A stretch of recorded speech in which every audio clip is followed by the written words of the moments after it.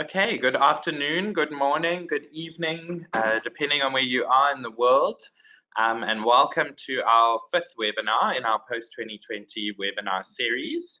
My name is Timothy Blatch, and I'm a professional officer in the ICLEI Cities Biodiversity Centre here at ICLEI Africa in Cape Town. And we just want to warmly welcome everyone who's on the line and yeah, really just welcome you. And I'm just going to go through some house rules before we begin. Firstly, the webinar will be recorded and the recording will be made available to you, to all those who have registered, along with a few different attachments of resources that will be mentioned by the various presenters. Towards the end of the webinar, once the presentations are done, we will open the floor for some questions and discussion. At which point there are two ways in which you can ask a question, either by raising your hand or by typing in the question box. Both of those options are in the panel on the right of your screen. So thank you for joining us. We are always so grateful to have so many people in attendance, and we look forward to what is promising to be a very great webinar. So today we are going to be looking at some feedback on some ICLEI processes and engagements towards the post-2020 Global Biodiversity Framework and the position of local and subnational governments therein. The broad agenda: firstly, Ingrid Coetzee, the Senior Manager for Biodiversity and Nature-Based Solutions in ICLEI Cities Biodiversity Centre, will present an overview of the Open-Ended Working Group, the first meeting of that group, which was held in Nairobi, Kenya, last week from the 27th to the 30th of August. And Ingrid will also provide a bit of an update on the work of the Informal Advisory Group on mainstreaming, on which Ingrid sits. Thereafter, Kubi Brandt, the Regional Director of ICLEI Africa and the Cities Biodiversity Centre, will give a presentation on shaping the post-2020 Global Biodiversity Framework, focusing on ICLEI's 10-point framework for subnational biodiversity action. And this 10-point framework is essentially the beginning of ICLEI's position statement, a draft of which was floated at the Open-Ended Working Group. At the end of both the presentations, we will open the floor, as I mentioned, for some questions and discussion. So without further ado, I'm going to hand over to Ingrid. Ingrid, thank you. Thank you, Tim. Hello, everybody. So before I start my presentation, I just want to locate us in terms of where we are on the roadmap towards COP15. You'll see there in the top half of your screen to the right, it's webinar number 5. And in this week of this month of September, we have quite a few events that have been organized around the post-2020 Global Biodiversity Framework process. There's going to be a special session at the United Nations General Assembly, and there's a range of other meetings that have also been organized that we haven't included on this diagram, but just to let you know that it's a very busy month. And then leading up to also there's a meeting in Ramsar, a Ramsar meeting later this month, towards the end of this month. And then the momentum really picks up in October, November, where we have the CBD SABSTA meeting, and in December, the climate COP. So it's a busy time for all in this whole process of negotiating and developing a new global biodiversity framework. And I'm going to just talk a little bit about the meeting that was held last week, the Open-Ended Working Group meeting. It was the first meeting of this working group, and it was held in Nairobi from the 27th to the 30th. And then I'll also just provide you with some information on the latest workings of the Informal Advisory Group on mainstreaming biodiversity. So just to give you some background, the Open-Ended Working Group was established at COP14 in Sharm el-Sheikh in Egypt last year. And the idea of that working group is that as part of the preparatory process for developing the new global biodiversity framework, this intersessional working group was established. It's chaired by Mr. Francis Ogval of Uganda and Mr. Basil van Haave from Canada. and they are tasked with supporting the preparation of the new global biodiversity framework, but also in the lead up to COP15, which will be held towards the end of next year in China, to also coordinate the negotiations prior to the COP meeting. And the process, the post-2020 process, is a very full process. It started earlier this year with some regional consultations held all over the world. There are thematic meetings that some of them have been planned, some of them are still in the pipeline, being held this year and into next year. And it covers a whole range of themes and topics, for example, ecosystem restoration, resource mobilization, area-based conservation. And in addition to the United Nations-led meetings, there are also other important meetings. For example, in July of this year, there was the Biodiversity Science Conference in Trondheim. And there's also been a conference on coordination with other conventions, which was held in Bern. And then, of course, the open-ended working group meetings, and there are 3 planned. The first one, as I said, took place last week. The next one is going to be held in February in 2020 in Kunming, China. And then the last meeting will be held in July of 2020 in Cali, Colombia. In addition to that, there are the usual CBD subsidiary body meetings. There's one on scientific, technical, and technological advice, which is going to be held in Montreal at the end of this year, November this year, and another one in May next year. And then the subsidiary body on implementation, the SBI meeting, will be held also in Montreal next year in May. So what happened at this first meeting? It was a very well attended meeting. It consisted of representatives from the parties to the convention, as well as to the protocols under the convention. And then there were also many observers, including a delegation from ICLEI and from other local government networks, as well as other sector groups and other UN bodies.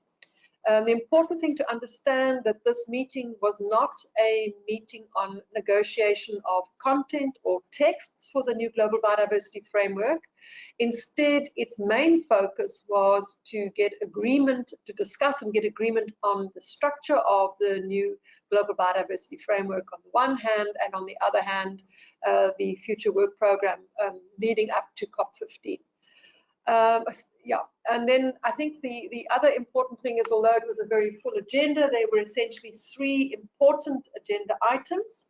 The first being the reports on the consultations that had been held previously, the first part of the year, as well as other contributions to the post-2020 process, for example, the IPBES reports, etc. And then the bulk of the meeting actually focused on the structure of the proposed new global biodiversity framework. In other words, we looked at the potential elements and what the scope would be of such a framework. And then the last sort of important item on the agenda was to look at the future work program of the working group and to allocate tasks and just sort of set timelines and timeframes. Then if we just stop for a moment and look at the key outcomes, there were many outcomes, but I think the most important ones was the adoption of the non-paper on the possible elements of the global biodiversity framework, which incidentally is available on the CBD website.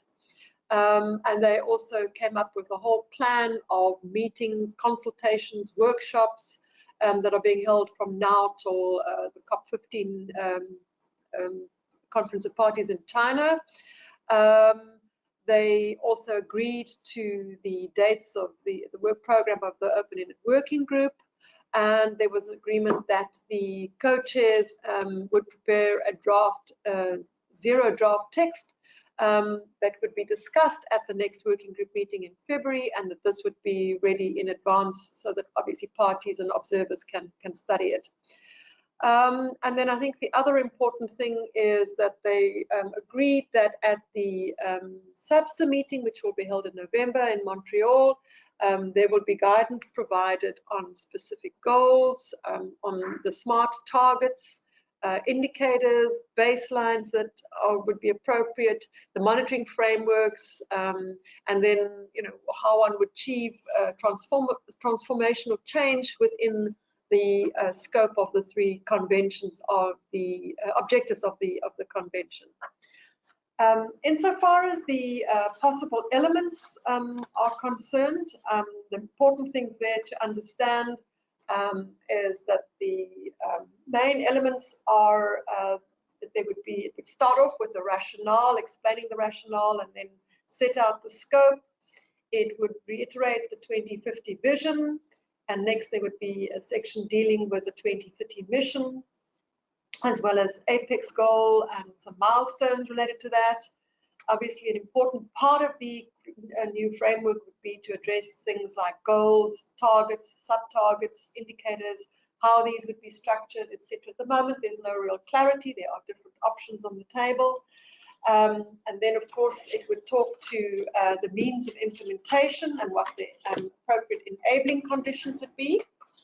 And there would be a section on what they call cross-cutting issues and approaches. And these are things, for example, like mainstreaming, partnerships, indigenous peoples and local communities, gender equity, intergenerational equity, connectivity, etc. And then also, very importantly, a section dealing with transparent implementation, monitoring and reporting mechanisms, what these should look like and how they would work. And the last section would deal with the topic of outreach, awareness, and uptake. So as I said earlier, this was not a negotiation. This is just the elements. There's no real substance yet. That all needs to still be filled in. But what is important to just take note of is that there's a deadline of 15 September this year for any submissions on the structure, on the possible elements, and these should be submitted to the Executive Secretary, and you would find more information on the CBD website. So what did this meeting mean for the local and subnational government constituency? Well, one of the important things is that ICLEI, through our regional director, Kirby Brunt, made 2 presentations on behalf of this constituency. The first was on behalf of ICLEI and the Advisory Committee on Subnational Governments, and that was in the opening plenary session. So that was an opening statement, and that was a 6-minute statement, basically setting out what our sort of ambitions are and our expectations, and introducing the 10-point framework that ICLEI has developed, and Kirby is going to be talking about a little later this afternoon. And then the second statement was on the 29th of August, which was a shorter statement, but also again presented by Kirby, and this time on behalf of the local and subnational government constituency. And that spoke to the sort of looking forward, the future work program, again referred to the 10-point framework and a few other elements. So another important thing is, and I think this was something that came out through the course of the week, and in a sense largely reflecting back on the opening statement that could be made, but also the sort of past decade or so of engagement of local and subnational governments through the summits, the Biodiversity City Summits, and that there were no less than 17 parties that referred to local and subnational or subnational governments in their submissions on the discussion around the elements for the new framework. And there was a very strong agreement that local and subnational governments have an important role to play in the new global biodiversity framework. For example, in their concluding remarks, the co-chairs reaffirmed the need for continued and active engagement of all subnational governments, and the contribution, also they recognize the contribution that all subnational governments make to developing a robust new framework. Something else that came out was that the objectives of the convention needed to be treated equally, and these obviously also have implications for local governments where in a way, the rubber hits the road, where a lot of the goals and actions that are agreed to will be implemented. And then another important thing is that the parties felt that the NBSAPs are here to stay. The vertical integration is very important in ensuring implementation and achievement of targets. And obviously, with that whole emphasis on vertical integration, local and subnational governments will play a big role.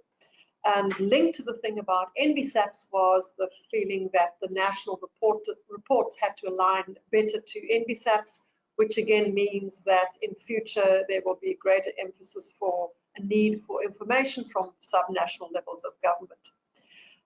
And then the other thing that was important is that many of the cross-cutting issues that were discussed have implications for local and subnational governments. And I mean, things like mainstreaming, the whole issue of partnerships, etc. So some of the views that the parties expressed, I'm not going to go into all of them, but there was some views around the importance of prioritizing the equitable distribution of the costs of biodiversity conservation, as well as the benefits across all levels, from local to global, and that it doesn't just accrue at the global level. As I said just now, the cross-cutting issues were important, and there was a feeling that there needs to be goals, targets, and indicators set around things like mainstreaming, connectivity, etc. Something else that was raised quite a lot was that you know, cities and local and subnational governments have to be engaged in the process going forward, and a lot of emphasis on the review of the plan of action on subnational governments, cities and other local authorities, which had been adopted in Nagoya a decade ago, which comes to an end. And that is also something that ICLEI has raised in its submissions. And finally, that there was also some support mentioned to the ICLEI's draft 10-point framework as contributing to the post-2020 negotiations and discussions, specifically in regard to what cities and subnational governments can do. Some of the meetings that are lined up, and there are really very many, so I'm not going to go into all of them. I just want to give you a snapshot.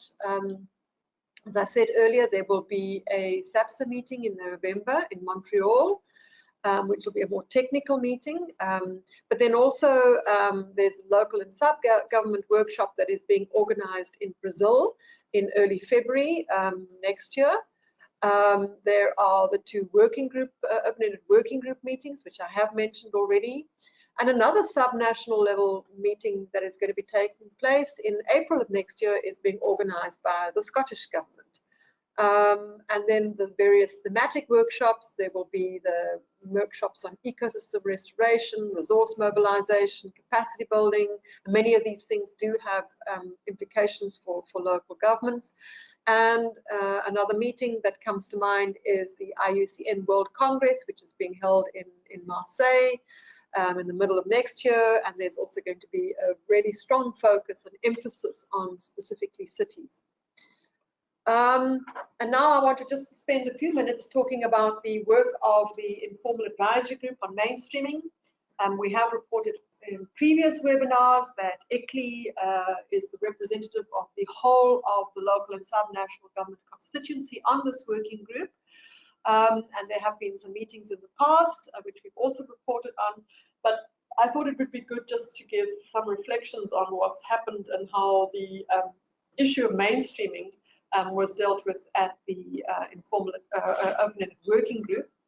So one of the things that I think was important coming out of the meeting last week in Nairobi was that as far as mainstreaming is concerned, it certainly does, they recognize it does relate to local and subnational governments, and that there needs to be, this is something that needs to happen across government and across all sectors, and not just within the sectors.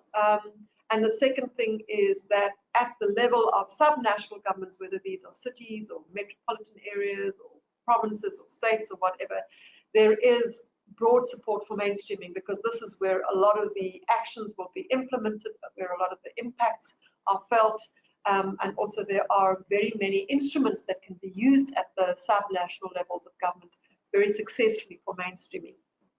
So the advisory group supports the idea of mainstreaming as a cross-cutting issue, and I think probably the most important thing is that it's seen as the pathway to transformative change, and there's a lot of expectations in terms of what will come out for the new global biodiversity framework. Another point that is important is that has been made by the informal advisory group is that one needs to harmonize biodiversity and development strategies between all levels of government. Again, this whole concept of vertical integration, and then secondly also to support the decentralized or support the concept of decentralized cooperation for mainstreaming purposes. At the moment, the advisory group is focusing on preparing the long-term approach to mainstreaming, or the LTAM, and the objective or the goal behind this long-term approach to mainstreaming is that it needs to come up with priorities for action as far as mainstreaming is concerned. It needs to show what the scientific evidence is of likely impacts and benefits of mainstreaming. Needs to identify who the key actors will be to give effect to mainstreaming, and then also address the past decisions taken around mainstreaming and make sure that those are taken forward and they are implemented. For example, there was a very important decision on mainstreaming taken at the COP last year in Sharm el-Sheikh, and then there's also the Cancun Declaration on mainstreaming, which was adopted in the COP14 in Mexico in 2016. And at present, what's happening as far as the long-term approach to mainstreaming is concerned is that we're developing what the elements are. In other words, what is the skeleton of the long-term approach to mainstreaming? There are various topics that are being considered in dealing with this whole cross-cutting issue of mainstreaming, and these are quite diverse. They vary from things like risk management, how do you mainstream issues of avoidance or mitigation or offsetting the cost of loss of biodiversity, and clearly this is something that does have implications for subnational levels of government. The questions around, or not so much the questions, but the importance of nature-based solutions, nature in cities, very importantly, land use and spatial planning. And then I think that one of the messages that is coming across is that it's no longer good enough just to make small concessions or small changes, but we need to come up with a business unusual approach if we are going to have any success in bending the curve in loss of biodiversity. Something else that's being discussed is the need for effective regulatory instruments and what they would look like, incentives, the question of awareness raising at all levels, political, technical, within society, the need for long-term education, and as I've said earlier, the fact that the NBSAPs, the National Biodiversity Strategies and Action Plans, are seen as an important mainstreaming tool. So there are various challenges as far as developing the long-term approach to mainstreaming, challenges that prevent mainstreaming from happening or hinder it, and we need to look at what the solutions are. There are certain gaps that need to be addressed and that have been identified already. It's difficult sometimes to identify what are the priority actions and set timeframes. How do you determine smart targets across a whole range of different types of biomes, but also governance systems and countries? And then also, how does one pick up on some really practical recommendations that have been made in the recent reports that came out from the Intergovernmental Science Policy Platform on Biodiversity and Ecosystem Services, as well as the Intergovernmental Panel on Climate Change. For example, just to give you, just to mention one, there's the chapter 6 of the IPBES assessments that came out earlier this year talks about options for decision makers, and there's a whole section that deals with integrated approaches for sustainability cities, and what cities can do and how this can happen, etc. And then I just want to end off with one last slide, just to give you a sort of a quick snapshot around what lies ahead for the Informal Advisory Group. You will see that at the moment the emphasis is on the long-term approach to mainstreaming, and then the sort of end point is where the red arrow is pointing, is we're working towards the Open-Ended Working Group 3, which will take place towards the end of July, early August of next year. And the idea is that by that stage, we will come out with a report, a document that has some very concrete proposals that can then be taken up. And Tim, with that, I'm going to end my presentation. Thank you. Great, thank you, Ingrid. It's always great to get a bit of a snapshot of where we are on the roadmap to 2020 in terms of the various processes and engagements that are taking place and that ICLEI has been a part of. Yeah, so thank you to Ingrid for your presentation. Next up, we have Quinn Brandt. As I mentioned, she is the Regional Director of ICLEI Africa and the city's Biodiversity Center. And Kubi is going to present on a very exciting draft of ICLEI's 10-point framework for subnational biodiversity action. And this is the sort of emerging thought around the local and subnational constituency in shaping the post-2020 global biodiversity framework. So Kubi, it's wonderful to have you here, and over to you. Thank you very much, Tim, and thank you to everybody who's joining us today. I think it is our fifth webinar in the series, and they will continue on a monthly basis till we go to Beijing together, or actually to Kunming rather, and with hopefully a very strong and consolidated statement by local and subnational governments. But as we know, well before we get to Kunming, this statement already needs to be formulated and feed into and inform the post-2020 framework discussions, which started officially now last week in Nairobi. And as Ingrid said, there's a very hectic schedule, so we're hoping that at the next Open-Ended Working Group, which is early in February, which will take place actually in China, in Kunming, the host city, we will have a consolidated statement which is wider than just ICLEI's statement at the moment.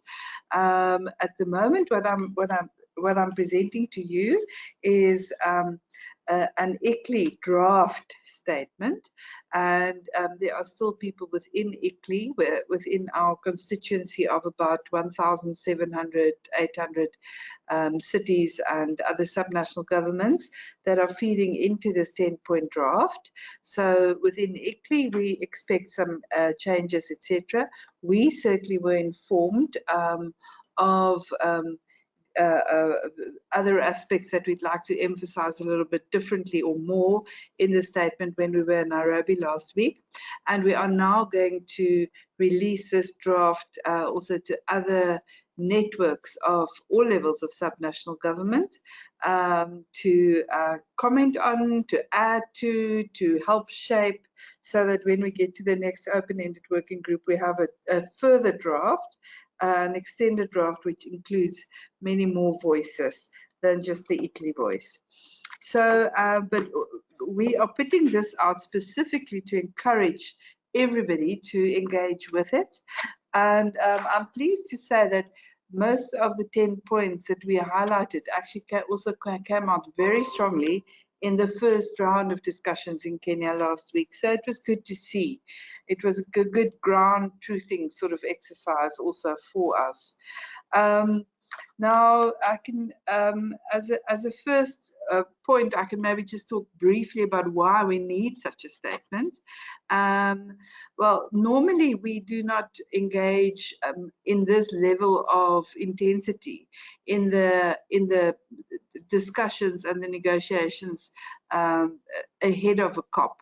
But this COP is special for many reasons, and just for you to know that this is when the Aichi targets or the current framework that the parties agreed on will come to an end in 2020, and there will be a new global biodiversity framework agreed on by the parties. So for us, this year and a bit that is left, and it's just over a year that is left, is a very important period for us to make sure that our voices are heard, our collective voices are heard loudly and clearly in terms of what subnational and local governments can and should be contributing in a post-2020 world in terms of nature-based solutions, green, blue infrastructure, building and shaping our cities with nature, bringing nature back into our urban communities, the link between biodiversity and food, and biodiversity and climate, and all these aspects. So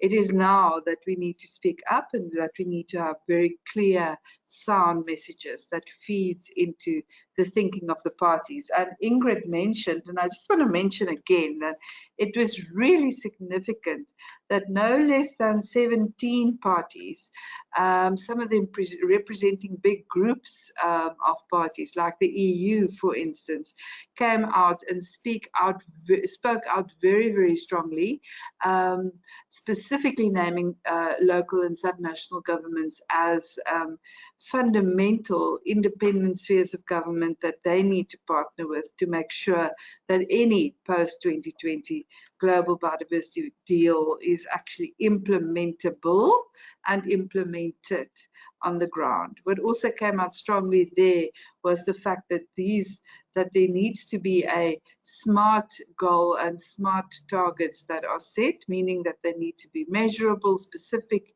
achievable, etc. And we know that cities and subnational governments really need to be part of any such framework to make that happen. So there was also a lot of talk, and we bring out this clearly in our statement as well, that we need a whole of society approach. And as more than half the world's population already live in cities, we see the trajectory just going up for that. We need to know that we need to fully engage these urban communities in calling for and acting on mainstreaming nature in their cities of today and of tomorrow. So I'm not going to stand still on this point. I think I've spoken to most of the sub points here, but just to know that you are all welcome to engage with us in these forums. We have a specific designated local and subnational government seating space in these negotiations, and all mayors, governors, city networks, other networks, and senior officials from cities and their networks are all welcome to join us at any one of these upcoming meetings. For all these meetings and the agenda for these meetings, you can please visit our roadmap, which is laid out and updated all the time on the citieswithnature.org platform. So by now, I hope that everybody tuned in here are already part of the Cities with Nature platform. It's very easy and it's totally free to join, but the benefits are multiple, and you will be able to then, if you are in the Cities with Nature website, you'll be able to see where you are in relation to other cities in terms of taking action now for nature.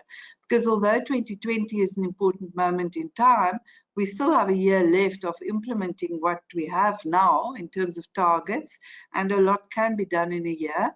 And certainly the Cities with Nature platform, it's fully endorsed by the CBD, is going to become the reporting and commitment platform for cities and other subnational governments as we move into the post-2020 framework. So I would suggest to those cities listening and those networks listening, please encourage your cities, get on board now, start taking action, start sharing with other cities and with the rest of the world what you are already doing in terms of nature. So our 10 points, going through them quite briefly. This webinar will be made available to you afterwards for further details, and you can contact us anytime. So let me take you through them quite briefly. The first point that we're making, and the order of these points may also still change, but the first point is around the need for effective local multi-level governance mechanisms. It is widely understood already, for instance, in the climate space and the SDG space, that we need all levels of government to act collectively and in a complementary way, with clear mandates for each of these levels of government in terms of what it is they do and bring to the table and what they act on a landscape approach basis related to biodiversity and nature-based solutions. Local governments, provinces, regions, prefectures, they all play vital parts when it comes to the implementation and the legal instruments at their disposal, like bylaws, etc., and the incentives they have at their disposal, the procurement aspects they have at their disposal to drive nature-based solutions in and around our cities and our regions. But they need clear policy frameworks, and they need clear support and mandates from their national governments. And this multi-level governance approach will also definitely assist in future national governments to be more inclusive in their reporting of what local and subnational governments are contributing to their own and nationally determined goals and policies, much as what we see happening in the climate space at the moment. So that's the first point. The second point is around an inclusive and action-oriented engagement mechanism, or mechanisms rather, not just one. We need mechanisms where a whole of society approach can really take action collectively and in complementary ways. So the fact that it needs to be inclusive and action-oriented is something we really want to emphasize. It cannot stop at the policy level, and it cannot stop at the national framework level. It needs to be brought down into actionable projects and actions and decisions that cities and other subnational governments take and implement on a daily basis. Our third point is around an increased national and local investment call for biodiversity and nature-based solutions. And the emphasis here is on national and local investment. Very often we hear people saying, but there is no funding for implementing nature-based solutions. Biodiversity is at the short end of the string when it comes to funding, etc. But we also know that cities and subnational governments are very powerful overseers of very large budgets in many cases around the world. Even here in my country, in South Africa, most of the metro cities really oversee very large budgets. And it's about how we prioritize internally in these cities and towns and regions and provinces, how we prioritize these budgets, how we draft these budgets, what emphasis we put on the value of nature-based services in and around our cities and regions, and then properly budget accordingly.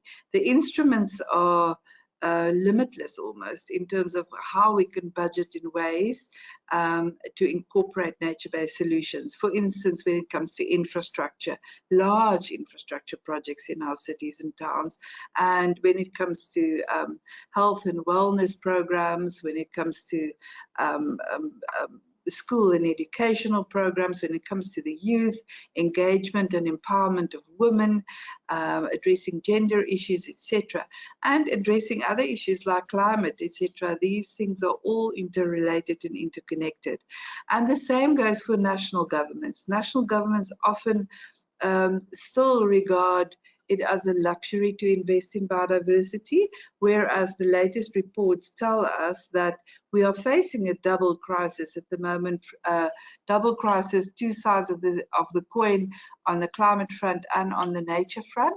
We know nature can survive without people, but not the other way around, and therefore national governments really need to reprioritize and rethink how they mainstream nature into their budgeting exercises, what sort of institutional mechanisms they set up to drive nature and biodiversity actions in their countries, what sort of policy and legal frameworks that they set up, and along with that comes how they divvy up the internal revenue available in that country from taxpayers and other sources of income. Our fourth point relates closely to that, and that's looking at the external investment community. Here we're talking both about your traditional donors as well as direct foreign investment into countries, but also the private sector.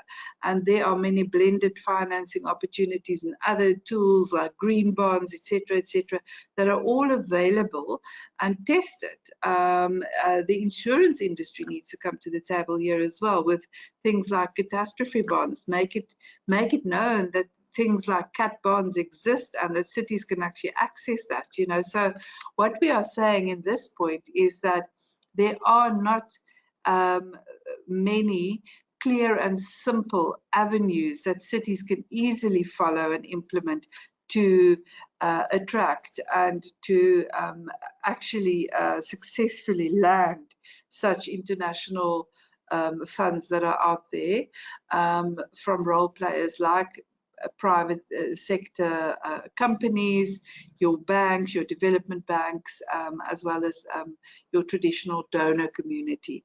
So even some of the biggest funds are known to be a little bit difficult for cities and subnational governments to engage with and to successfully access. While a lot of work is needed in developing more bankable projects and to make the argument for investment, so more emphasis needs to be put on investment studies as well. The mechanisms available for funding these initiatives remain sometimes only at the national level, and cities and subnational governments are often not even in the room when such bilateral direct foreign investment agreements are reached between parties.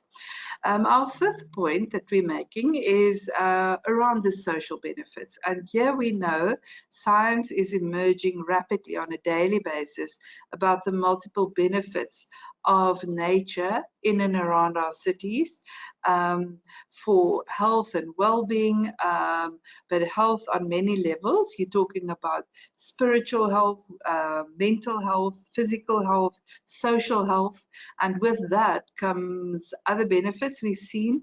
For instance, if there's safe and open access in some of our poorer areas in our cities to green areas and urban parks, etc., you also see that the crime rates around these communities actually go down. So there are many other almost unintended positive consequences coming from mainstreaming nature in and around our cities, and it can really gel, it can really form very cohesive social communities within cities who need to be connected with nature, them themselves being part of nature. So it not only improves life, but it drives resilience, etc. And there are many financial, long-lasting financial benefits in having a healthier community. More days at work, less sick days, etc., etc. So the benefits are multiple. Our sixth point is around the interconnectedness with other global agendas, and I've spoken a bit about this already. But just to recap, I think we all know that, and the world, with reports from the IPCC Cities report to the latest IPBES report, and many other studies are coming out over the last months and will keep on coming out, that actually put scientific proof behind the knowledge that nature and climate are fundamentally linked, and you cannot address climate change without really mainstreaming nature as a major solution to addressing climate change on the planet. And I think more and more cities are actioning that, they're realizing that alongside parties, and it's a fantastic movement to see. So these cities that are at the forefront can form a very powerful community where at a city level, at that local level of governance, everything comes to the desk of the mayor. He needs to, or she needs to, ensure that the lights are on, that the traffic is working, that the roads are in good condition, that shops are kept open, that taps are running, and that you have access to clean drinking water, etc., etc. None of these, access to food, etc., none of these are possible without strong ecosystems that support these services.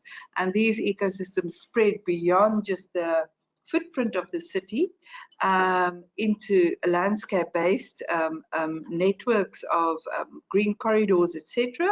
And again, if these ecosystems are intact, and if we look after and preserve our green corridors and bring nature into our cities, like with massive tree planting exercises, and etc., green buildings, green roofs, all those things, urban farming, all those solutions, we are not only connecting the people back with nature, which is fundamentally needed, but we are also addressing a myriad of other SDG goals and climate goals and climate actions, as well as many of the other global development goals that the world has set. So it comes down to cities where the rubber meets the road and where action needs to be taken.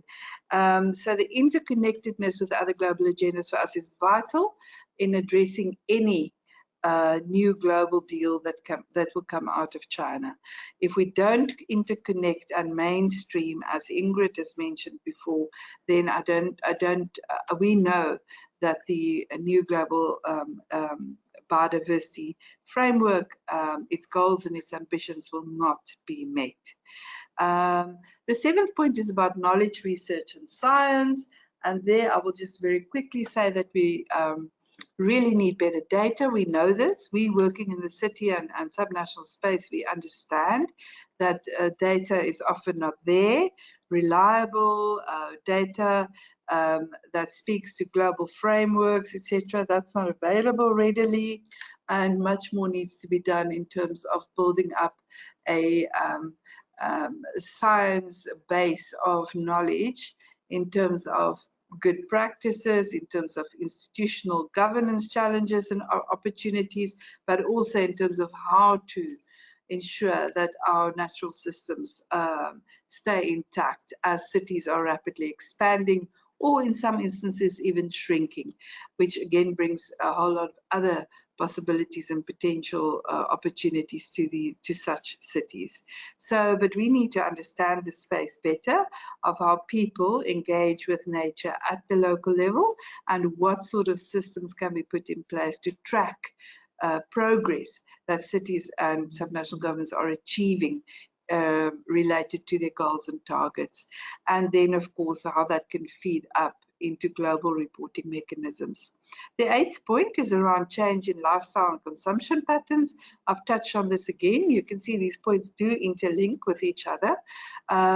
So we understand that there's a need for the decoupling of consumption patterns and natural resources from both the quality of life as well as from local economies.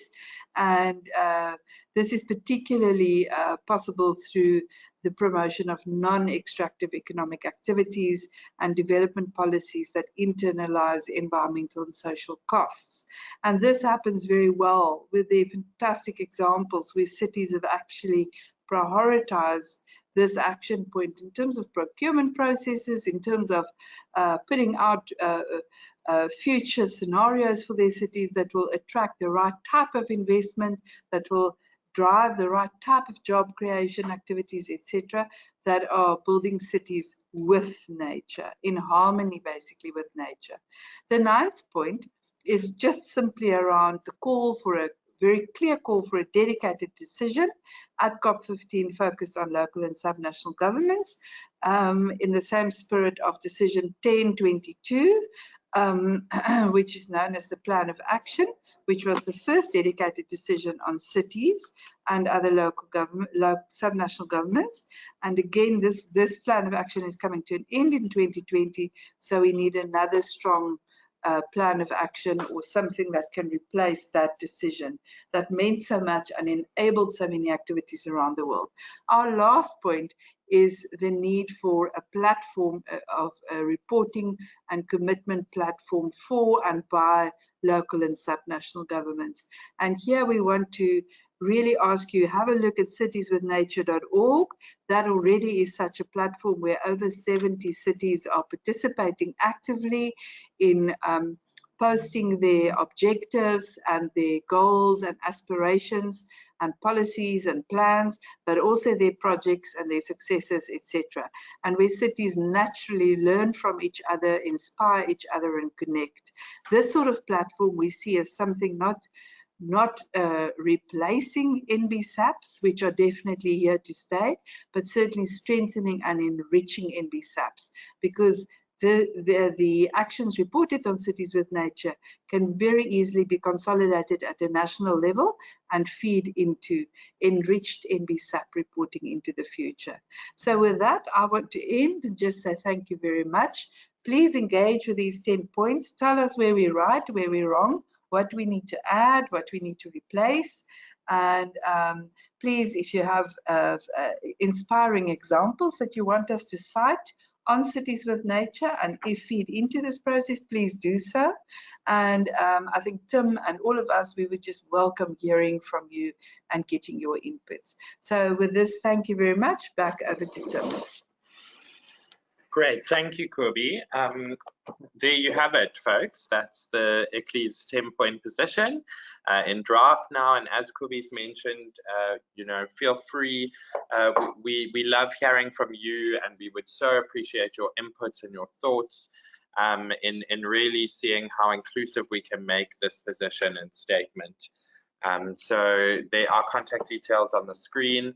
And our contact details will also be sent to you in the follow-up email, along with the 10-point framework and the other resources mentioned by Ingrid, for example, the statements at the Openended working group.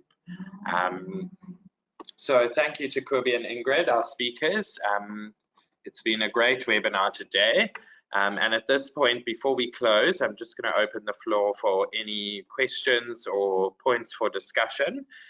So anyone who may have anything they would like to add or ask, as I mentioned before, you can either raise your hand and we will unmute you, or you can post a question in the question box on the right. I'll just leave this open for a few seconds to see if there are any questions.